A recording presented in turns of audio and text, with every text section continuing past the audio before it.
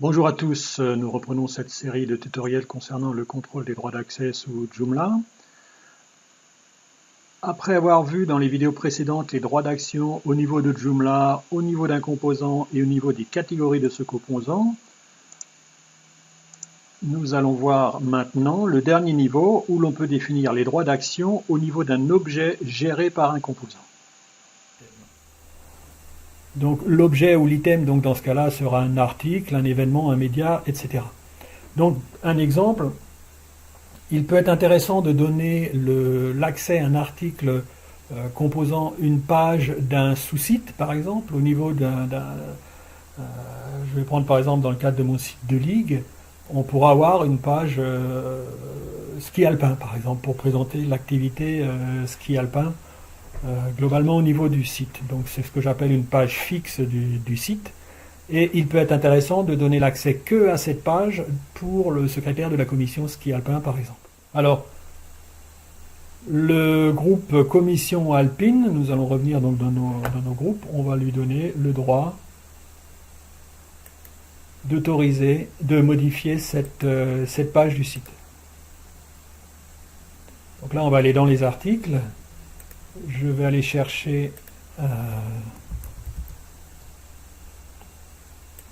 une catégorie d'articles que j'appelle généralement page site et menu, que je mets toujours à part au niveau des catégories parce que ça me permet de les isoler et d'éviter par exemple de faire une publication, un nouvel article est sorti sur le site alors qu'il s'agit pas vraiment d'un article mais d'une page fixe du site. Donc je vais aller sur cette page ski alpin et donc on a dit que le groupe commission alpine, tout article peut modifier cette page. Donc là je suis dans l'article et je vais aller dans l'onglet droit de l'article pour aller sur commission alpine, tous les articles et lui donner le droit de modifier cet article. Vous voyez qu'ici on est dans un article qui existe déjà, donc on n'a pas le droit de création, etc. On demande juste sur cet article qu'est-ce qu'on peut faire, est-ce qu'on autorise quelqu'un à le supprimer, à le modifier ou éventuellement modifier le statut. Donc là j'autorise ce groupe commission alpine, tous les articles, à modifier cette page du site. Donc je valide et je ferme. Et je vais me loguer sur le site.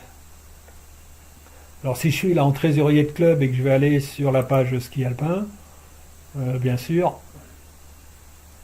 je ne suis pas membre du groupe qui a la possibilité de modifier, donc je ne peux pas le modifier. Par contre, si je me déconnecte et que je me logue en tant que membre du groupe commission alpine tous les articles, cette page d'article, donc le ski alpin ici, qui fait partie de la catégorie page 2018-2019, qui n'est pas une catégorie dans laquelle j'ai le droit, vous voyez qu'ici, j'ai le droit de modifier cette page. Donc c'est tout à fait ce qu'on avait souhaité mettre en place.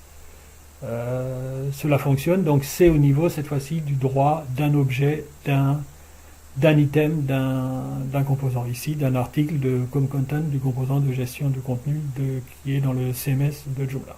Toutefois, ce principe présente quand même un risque important que la personne, par exemple, change l'article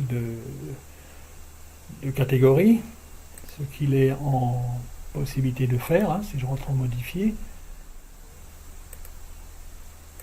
Si je vais dans l'onglet publication, vous voyez bien que je peux le changer et par exemple basculer cette page dans objet perdu et trouvé, ce qui risque en fonction de la façon dont vous avez planifié vos accès à ces pages, ce qui risque de changer complètement le mode d'accès à cette page dans votre site.